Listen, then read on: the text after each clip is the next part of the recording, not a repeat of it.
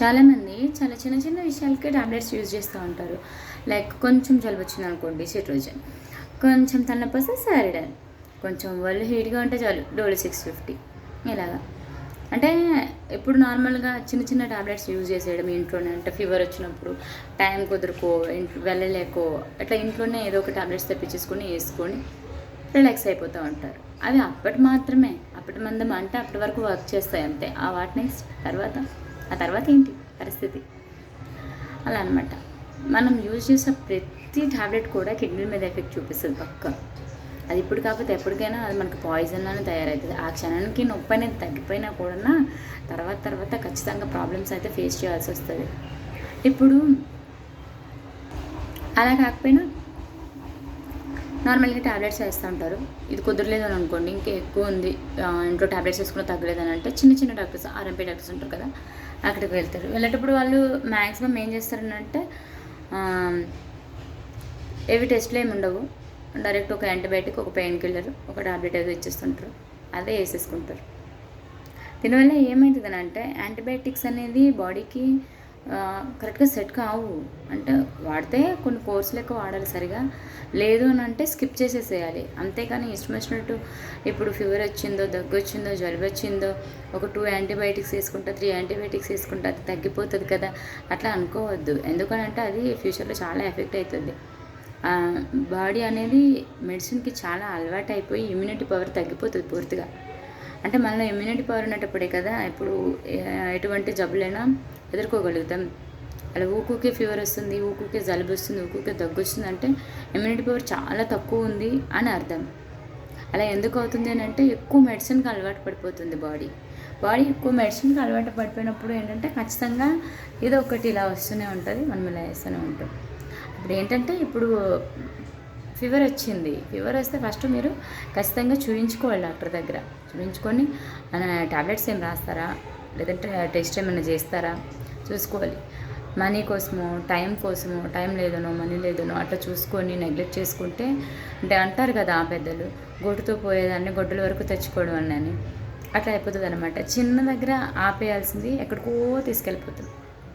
ఇంకొకటి time to time తినడం, ఇదైతే చాలా ఇంపార్టెంట్. ఎందుకంటే డైజెషన్ సిస్టమ్ కూడా ఒక మెషిన్ లెక్కనే వర్క్ చేస్తుంది మన బాడీలో. మెషిన్ ఎలా, ఇప్పుడు ఒక బండి ఉంది నడుస్తుంది, ఎట్లా దానికి టైం టు టైం పెట్రోల్ వేస్తున్నాం, పెట్రోల్ అయిపోగానే బండి ఏమి వెళ్ళిపోదు కదా, అట్లా అనమాట. టైం టు టైము మనము దానికి పెట్రోల్ అందిస్తున్నప్పుడు అది వెళ్తుంది. సేమ్ మన బాడీ కూడా ఒక మెషిన్లా పనిచేస్తుంది. డైజెషన్ సిస్టమ్ మొత్తం కూడా డైలీ ఒక టైం మెయింటైన్ చేయాలి. మార్నింగ్ బ్రేక్ఫాస్ట్ ఏ టైం తింటారు, 8 తింటారా, 9 తింటారు, ఎవరు విష్ 8 to 9 మధ్యలో అయితే తినాలి కదా, తినేసేయాలన్నమాట. పనులు ఉంటాయి తర్వాత పక్కన పెట్టేసి ఆ టైంకి అది తినేసేయాలి. తినాలంటే తినేసేయాలి. వాట్ నెక్స్ట్ లంచ్ 12 తింటారు, 12:30, 12:15, 1 అంటే ఈ 12-1 మిడిల్లోనే ఉండాలి. మళ్ళీ డిన్నర్ ఏంటంటే చాలామంది లేట్ నైట్ తింటూ ఉంటారు. అంటే నైట్ ఆఫ్టర్ 9 అనమాట. 9 తర్వాత తినే తిండి అస్సలు పేగి పట్టదు తెలుసా, బాడీకి పట్టదు, వేస్ట్ అసలు. ఎందుకనంటే మనము 9 తర్వాత ఏం చేస్తాం, మ్యాక్సిమం ఒక 2 నిమిషాలు 3 నిమిషాలు అవుతుంది పండుకోగానే తినగానే పండుకుంటే అది ఏమవుతుంది అంటే అది సరిగా డైజెస్ట్ అవ్వదు. డైజెస్ట్ ఎందుకు అవ్వదు అని అంటే డైజెషన్ సిస్టమ్ మొత్తం మనం పడుకునేటప్పుడు స్లో ఉంటుంది కాబట్టి. సో ఫుడ్ ఎప్పుడైనా బిలో 9 తినేసేయాలి. లైక్ మీరు ఏ టైంకి పడుకుంటారు, 10 o'clock పడుకుంటారా, 9 o'clock తినేసేయండి. 11 o'clock పడుకుంటారు, అప్పుడు కూడా 9 o'clockకి. అలా ఒక 2 hours ముందుగా తినుంటే మనం అటు ఇటు నడుచుకుంటా మాట్లాడుకుంటూ తిరుగుతూ అట్లా టైంపాస్ చేస్తాం కదా, ఈ లోపల అది మొత్తము అరిగిపోతుంది, డైజెస్ట్ అయిపోతుంది మొత్తం, ఇంకేముండదు. ఎంటీ స్టమక్ ఉంటుంది, ఎంటీ స్టమక్తో పడుకుంటాం, నిద్ర కూడా హాయిగా పడుతుంది, చాలా బాగుంటుంది. ఇంకో విషయం ఏంటంటే పొట్ట కూడా రాకుండా ఉంటుంది. ఇక ఏంటంటే టైంలో ఉండదు, పాడుండదు, ఇష్టం వచ్చినట్టు తింటాం, అది కూడా కన్ఫ్యూజ్ అయిపోయిద్ది అనమాట. సరే డైజెషన్ సిస్టమ్ కూడా కన్ఫ్యూజ్ అయిపోతుంది, ఏ టైం ఫుడ్ వస్తుంది, ఏ టైంకి ఏంది అని అది కూడా సరిగ్గా తీసుకోదు. దానికి ఎక్స్ట్రా కోవ్ పెరుగుతుంది. ఎక్స్ట్రా కోవ్ మీన్స్ హ్యాండ్స్ దగ్గర కానీ, థైస్ దగ్గర కానీ, బెల్లీ ఫ్యాట్ అంటే పొట్ట చేయడం కానీ ఇట్లా జరుగుతుంటాయి. అటు ఆరోగ్యంగా నష్టపోతాము, అంటే హెల్తీగాను ఉండము, ఇటు ఫిజికల్గా కూడా నష్టపోతాము. 2 విధాలుగా కూడా మనకు అక్కడ లాసే జరుగుతుంది. ఆ ఫుడ్ అనేది టైం టు టైం తీసుకోవడం వల్ల టైం టు టైం తినేసేయాలి. టైం టు టైం తినేయడం వల్ల కూడా ఇలాంటి డిసీజ్లు ఏం రాకుండా ఉంటాయి. రాకపోవడం వల్ల మనం కూడా ఎక్కువ మెడిసిన్ తీసుకోవాల్సిన అవసరం ఉండదు. ఇంకొక విషయం ఏంటంటే చాలామంది లేడీస్ అనమాట, లేడీస్కి బాగా ఉన్న అలవాటు ఏంటంటే పూజలు, వ్రతాలు, ఫంక్షన్స్ ఏవో ఉంటాయి. ఈ టైంలో ఏంటంటే పీరియడ్స్ ఆగడానికి కూడా టాబ్లెట్స్ యూజ్ చేస్తారు. ఏమవుతుంది, ఫంక్షన్కి వెళ్ళకపోతే మనం ఒక్కరం వెళ్ళినంత మాత్రం ఫంక్షన్ ఏమైనా అయిపోతుందా? ఆగిపోయే ఫంక్షన్ ఏమి ఉండదు కదా. చెప్పండి, ఇట్లా నాకు ఈ ప్రాబ్లం ఉంది, నేను రాను అని చెప్పేసేయండి, నో ప్రాబ్లం. కానీ అది ఆపుకొని టాబ్లెట్ వేసుకొని ఆ తర్వాత ఎంత స్టమక్ పెయిన్ వస్తుంది, అది ఎక్కడ మీకు ఎఫెక్ట్ చూపిస్తుంది, అది నెక్స్ట్ టైం పీరియడ్స్ వచ్చేటప్పుడు విపరీతమైన పెయిన్ వస్తుంది. డేట్ మిస్ అవుతూ ఉంటుంది, అటు ఇటు అవుతూ ఉంటుంది. దేన్ని బలవంతంగా ఆపడం కానీ తీసుకురావడం కానీ చేయకూడదు. అంటే కొంతమంది ముందే అయిపోవాలని ఇంజెక్షన్ తీసుకుంటారు, కొంతమంది లేట్గా అవ్వాలి, ఆ టైంకి అవ్వకూడదు అని చెప్పేసి పీరియడ్స్కి టాబ్లెట్స్ యూజ్ చేసేస్తూ ఉంటారు. అది నిజంగా చెప్తున్న గర్భసంచి మీద ఖచ్చితంగా ఎఫెక్ట్ పడుతుంది. పెళ్ళికైన అమ్మాయిలు అయితే చాలా ఆలోచించండి. ఎందుకంటే ఇట్లా చేసి చేసి చేసి ఏమవుతుంది అని అంటే కొద్ది రోజులకి గర్భసంచి అనేది వీక్ అయిపోతుంది. గర్భసంచిలో బుడగలు రావడం కానీ, నీళ్ళు చేరిపోవడం అంటారు కదా, సంథింగ్ చాలా డిసీజెస్ ఉన్నాయి. గైనకాలజిస్ట్ అయితే చెప్తారు మంచిగా, నాకు అంత తెలీదు, బట్ నార్మల్గా ఇప్పుడు ఏంటంటే అక్కడ గర్భసంచి వీక్ అవ్వడానికైనా, దాంట్లో నీటి బుడగలు రావడానికైనా తొందరగా ప్రెగ్నెన్సీ రాదు. కొంతమందికి పెళ్ళైతే చాలా ఎక్కువ రోజులు సంతానం కలగదు, లేట్ అయిపోతూ ఉంటుంది. వీటన్నిటికీ రీజన్స్ ఏంటంటే మనం ఇలాంటివి యూజ్ చేస్తాం. స్వతహాగా జన్మ తరహా వచ్చింది అనుకోండి, పుట్టినప్పటి నుంచి అలానే డిసీజ్ అనుకోండి, నో ప్రాబ్లం, ఏం చేయలేము. కానీ కోరిండి కొని తెచ్చుకోకూడదు కదా. టాబ్లెట్స్ అవసరం లేదు. బిఫోర్ మ్యారేజ్ అయితే ఎట్టి పరిస్థితుల్లోని పీరియడ్స్ ఆపడానికి కానీ, ముందే పీరియడ్స్ రావడానికి కానీ టాబ్లెట్స్ కానీ ఇంజెక్షన్స్ కానీ యూజ్ చేయొద్దు. మరి అత్యవసర పరిస్థితి అవ్వదు అనే పరిస్థితులు ఏమీ ఉండవు. ఇఫ్ ఇన్ కేస్ ఒకవేళ ఉంటే కనుక గైనకాలజిస్ట్ దగ్గరలో ఎవరైతే ఉంటారో వాళ్ళని అడిగి వాళ్ళ సజెషన్తో తీసుకోండి. అంతేగాని ఏదో ఒక టాబ్లెట్ తెచ్చేస్తాను, ఏదో ఒక టాబ్లెట్ వేసేస్తాను అది అసలు మంచి పద్ధతి అయితే కాదు. ఇంట్లోనే ఏ చిన్న విషయానికి కూడా లేడీస్ ఆ టాబ్లెట్స్ మాత్రం వాడద్దు. పెళ్ళైన వాళ్ళు కూడా విపరీతమైన నడుము నొప్పి వస్తుంది. నడుము నొప్పి కానీ, కడుపు నొప్పి కానీ, నెక్స్ట్ టైం ఎక్కువ ఓవర్ బ్లీడింగ్ అవ్వడము, మళ్ళీ అంటే పీరియడ్స్ అయ్యేటప్పుడు ఓవర్ బ్లీడింగ్ అయిపోవడము, ఒక్కొక్కసారి అవ్వకపోవడము, గడ్డలుగా అవ్వడము, అది చాలా ఇబ్బంది అన్నమాట. అంటే కోరుండి ఇబ్బందులు తెచ్చుకోవద్దు. టైం టు టైం తినండి. ఏదైనా ఫంక్షన్స్ అంటారా, పెళ్ళిళ్ళు అంటారా, గుళ్ళు అంటారా, మనకు బోల్డ్ ఏజ్ ఉంది, చెయ్యొచ్చు. ముసలోళ్ళు అయ్యేదాకా చేయొచ్చు. 40 to 43 వరకు మెన్స్ట్రుయేషన్ సైకిల్ ఉంటుంది అంతే. ఆ తర్వాత అవ్వదు, కంప్లీట్గా స్టాప్ అయిపోతుంది. ఈ 40 నుంచి 60 20 ఇయర్స్, ఈ 20 ఇయర్స్ ఎన్ని పూజలు చేస్తారు, ఎన్ని ఫంక్షన్స్కి వెళ్తారో యువర్ విష్. అది అప్పుడు, ఇప్పుడు అవసరం లేదు. ఇంకా ఇంట్లోనే ఏదన్నా చిన్న చిన్న ప్రాబ్లం వచ్చింది, చిన్నగా ఉన్నప్పుడే ఎందుకు వచ్చింది, ఎలా వచ్చింది, ముందు డాక్టర్ దగ్గరగా ఉన్న డాక్టర్కి కన్సల్ట్ చేసి ఇది ఇలా వస్తుంది, ఇది ఎందుకు, ప్రాపర్గా తగ్గాలంటే ఏం చెయ్యాలి, ఇది తెలుసుకొని యూజ్ చేయాలి.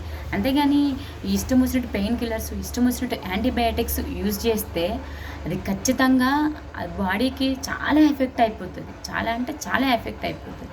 అది తర్వాత అంటే లివర్ చెడిపోవడం కానీ అంతవరకు కూడా వస్తుంది. అంటే ఓన్లీ తాగితేనే లివర్ చెడిపోతుందా, సిగరెట్ తాగితేనే లివర్ చెడిపోతుందా, కిడ్నీలు పాడైపోతుంటాయి కొంతమందికి ఏంటంటే చాలా డిసీజెస్ వస్తుంటాయి. కానీ మనం ఏమనుకుంటామనంటే ఎక్కువగా వర్క్ చేస్తున్నాము, కూర్చొని వర్క్ చేయడం వల్ల నడుము నొప్పి వస్తుంది, లేదంటే కిడ్నీలో స్టోన్స్ వస్తున్నాయి ఇట్లా అనుకుంటారు.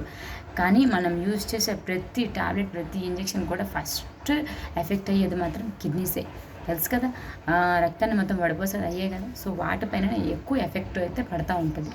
సో ట్యాబ్లెట్ యూజ్ చేసే ముందు ఒక్కసారి ఆలోచించండి, ట్యాబ్లెట్ వేసుకోవాలా వద్దా. డాక్టర్స్ ఉంటారు కదా, డబ్బులు ఏ శాశ్వతం కాదు, టైం అంటే వర్క్ శాశ్వతం కాదు, టైం చూసుకోండి, మనీ చూసుకోండి, దగ్గరగా వెళ్ళి రండి, నో ప్రాబ్లం. దగ్గర ఉంటే అక్కడ మీకు దగ్గరగా హాస్పిటల్స్ ఏమంటే అక్కడికి వెళ్ళి డాక్టర్ని కన్సల్ట్ చేసి ఏంటి కథ అని చూసి వెయ్యండి. అంతేగాని ఇష్టం వచ్చినట్టు మెడికల్ స్టోర్కి వెళ్ళి ఏదో ఒక టాబ్లెట్ తెచ్చేసి వేసేసి అది కరెక్ట్ కాదు. అన్ని బాడీస్కి సెట్ కావు. అదే డాక్టర్ అనుకోండి, మీ బాడీకి సెట్ అయ్యేటట్టు ఆయన టేస్ట్ చేసి ఏమి ఇవ్వాలి, ఎంతవరకు ఇవ్వాలి. ఇప్పుడు ఏదైనా ఆపరేషన్ అవుతుంది, అనాలిసిస్ ఇస్తారు, అందరూ ఒకే క్వాంటిటీని తట్టుకోలేరు కదా. ఒక్కొక్కరి బాడీ ఒక్కొక్క అనాలిసిస్ని తట్టుకుంటుంది. దానికి తగ్గట్టుగానే ఇస్తారు. ఎక్కువ ఇచ్చేస్తే కోమలోకి వెళ్తారు పేషెంట్. అరే ఆ పేషెంట్కి అలా ఇచ్చాను కదా, ఈ పేషెంట్కి కూడా ఇలానే ఇస్తానంటే పేషెంట్ కోమలోకి పోతాడు అనమాట. అందరి బాడీలకి అన్ని సెట్ కావు. సో ఒక ట్యాబ్లెట్ ఏదో ఒకసారి పనిచేసిందంటే ఈసారి పనిచేయదు. ఇంతకుముందు అప్పుడు ఏం చేస్తారు, ఈ ట్యాబ్లెట్ వేసినా తగ్గలేదు, అప్పుడు ఏం చేస్తాడు మెడికల్ షాప్ అయినా, ఓకే దీనికంటే డోస్ పెంచాలి అట్లా అనమాట. నార్మల్గా చిన్నపిల్లలకి టానిక్ యూజ్ చేస్తాం, ఫస్ట్ పారాసెటమాల్ ఇస్తారు, తర్వాత తగ్గలేదు, అప్పుడు ఏమవుతుంది మెఫ్తల్ పీక్ వెళ్తారు, అలా అలా అలా ఆ డోస్ పెంచుకుంటూ పోతారు. అంటే మనలో ఉన్న ఇమ్యూనిటీ పవర్ని మనం పూర్తిగా కోల్పోతాం.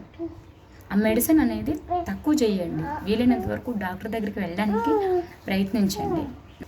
వీలైనంత వరకు మనం డాక్టర్ దగ్గరికి వెళ్ళి కన్సల్ట్ చేసి డిసీజ్ ఏంటి, ఎందుకు వస్తుంది అని తెలుసుకోవడం మోర్ దాన్ బెటర్. ఫ్రూట్స్ ఇంకా బాగా యూజ్ చేయాలి, బాగా ఫ్రూట్స్ యూజ్ చేయాలి, వాటర్ ఎక్కువగా తాగుతూ ఉండాలి. ఇంకొకటి ఏంటంటే ఎక్సర్సైజ్ చేస్తూ ఉండాలి. ఆడవాళ్ళకైతే అవసరం లేదు, ఎందుకంటే నార్మల్గా ఇంట్లో ఉన్న పనులు చేసే వరకు మాకు ఎక్సర్సైజ్ అయిపోతుంది. అంటే జెంట్స్ చేయరని కాదు, నార్మల్గా కూర్చొని అట్లా వర్క్ చేస్తూ ఉంటారు కదా, ఎక్కువగా ఆఫీస్ వర్క్స్ అట్లా ఉంటాయి కదా, సో అందుకని అనమాట. లేదనంటే అవుట్డోర్ గేమ్స్ ఆడడం కానీ ఇట్లా అనమాట. ఇట్లా ఎక్సర్సైజ్ చేస్తూ అట్లా ఎక్కువ వాటర్ తాగుతూ ఎక్కువ ఎనర్జెటిక్గా ఎక్కువ యాక్టివ్గా ఉండాలి. ఎనీ టైం డల్గా ఎక్కువసేపు పండుకోవడం కానీ అట్లా చేస్తూ లేనిపోయిన రోగాలు వంట మీదకి తెచ్చుకోవద్దు. డేలో ఎన్ని అవర్స్ పండుకోవాలో అన్ని అవర్సే పండుకోవాలి. ఎంత టైం దేనికి స్పెండ్ చేయాలో దానికి స్పెండ్ చేయాలి. థింకింగ్ బాగుండాలి అని బాగుండాలన్నమాట. ఇప్పుడు ఎక్సర్సైజ్ చేసి టైం టు టైం యోగా చేసి టైంకి తిని వాటర్ ఎక్కువ తీసుకొని, అంటే మన ఫుడ్లోనే చాలా వరకు హెల్త్ అనేది ఒక లెవెల్లో ఉంచుకోవచ్చు మనం తినే ఫుడ్ని బట్టి. ఆ ఫుడ్ని ఎలా తినాలని అంటే ఇంత టైం టు టైం వాటర్ ఎన్ని తాగాలి, వన్ డేలో ఇన్ని వాటర్ తాగాలి, వన్ డేలో ఇంత ఫ్రూట్స్ తీసుకోవాలి, ఇంత మినరల్స్ ఫైబర్స్ ఉండేవి, ప్రతిదీ కూడా ఫుడ్ కరెక్ట్గా తీసుకుంటే ఏ డిసీజ్ రాదు.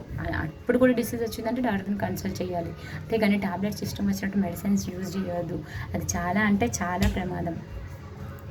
ఓకేనా? ఏంటో నాకైతే తెలిసింది చెప్పాను. ఎవరి విష్ నచ్చితే లైక్ అండ్ కామెంట్.